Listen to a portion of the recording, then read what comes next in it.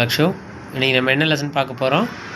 தமிழில் வெற்றி வேட்கை. வெற்றி வேட்கை சரியா? உதவியால் பெறும் நன்மை சரியா?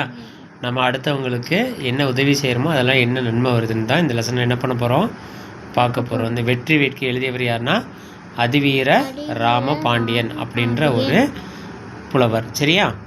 சரி, மறுபடி சொல்கிறேன், நல்லா கூட படிச்சே வாங்க சரியா?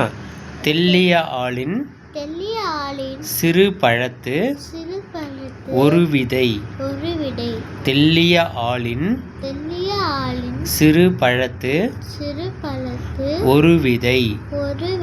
தென்னீர் கயத்து சிறுமீன் சினையினும்.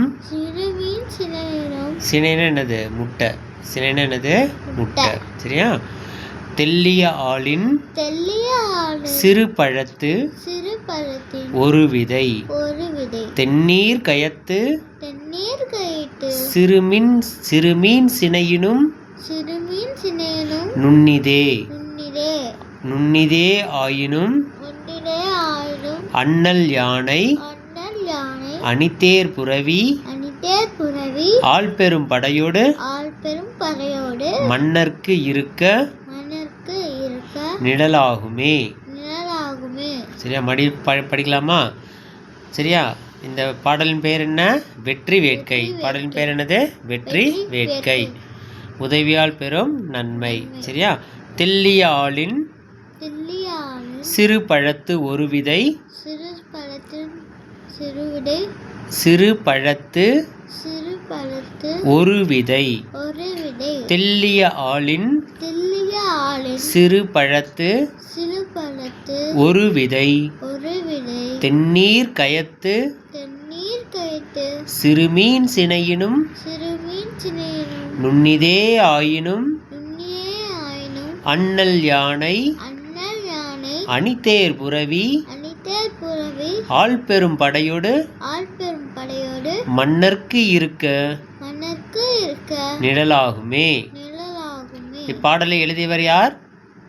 அதிவீர ராம பாண்டியன் சரியா? அது சொல்லும் பொருள் என்னன்னா, தெல்லிய அப்படின்னா என்னன்னா முதிர்ந்த. தெல்லியன்னு என்னது? முதிர்ந்த. மிக பழமையான. ஆள் அப்படின்னு என்னது? ஆலமரம். ஆள் என்றால் என்ன? ஆலமரம். தெல்லிய அப்படின்னா ரொம்ப பழமை வாய்ந்த ஒரு மரம் அப்படின்னு சொல்லலாம். தெல்லிய ஆள் அப்படின்னா என்னது? மிக பழமை வாய்ந்த ஒரு ஆலமரம். புரியுதா? தென்னீர் அப்படின்னா என்னது?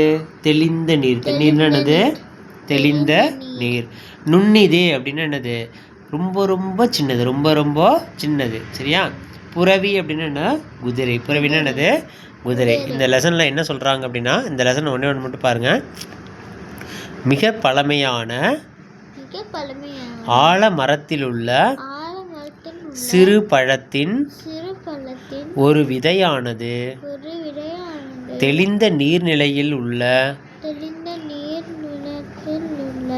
சிறிய மீனின் முட்டையை விட சிறியதாகும். அந்த பெரிய ஆலமரத்தில்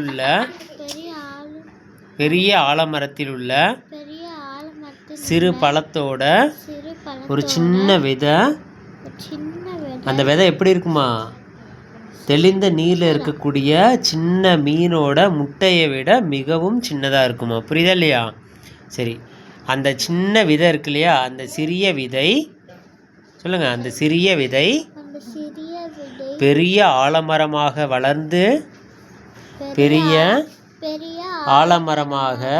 வளர்ந்து நிற்கும்போது அம்மரத்தின் நிழலில் யானைப்படை, தேர்ப்படை, குதிரைப்படை, காலாட்படை ஆகியவற்றோடு மன்னனும் மற்றவர்களும் சேர்ந்து தங்க முடியும். அதுபோல நீங்கள் செய்யும் உதவி சிறியதாக இருப்பினும்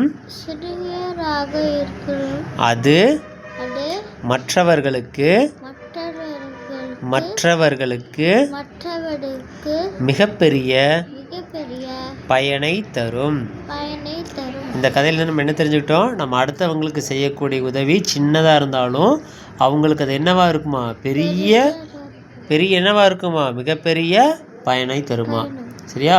உங்ககிட்ட என்கிட்ட ₹1 தான் இருக்குன்னு நீ வந்து நினைக்கக்கூடாது. அதை என்ன நினைக்கலாம்? இல்லாதவங்க கொடுத்து அவங்களுக்கு என்னது, இல்லாதவங்க அந்த ₹1 என்ன நினச்சிக்குவாங்க? இந்த ₹1 வந்து அவங்களுக்கு நம்ம வந்து என்னது, மிகப்பெரிய ஒரு ₹100 கொடுத்ததுக்கு சமமாக அவங்க வந்து நினச்சிக்குவாங்க. சரியா? உங்ககிட்ட கொஞ்சமாக இருந்தாலும் என்ன பண்ணணும்? அடுத்தவங்களுக்கு என்ன பண்ணணும்? சிறிய உதவி செய்யணும். புரியுதா? Okay Laksho, good. இந்த லெசன் அப்படியே படிச்சுக்கங்க.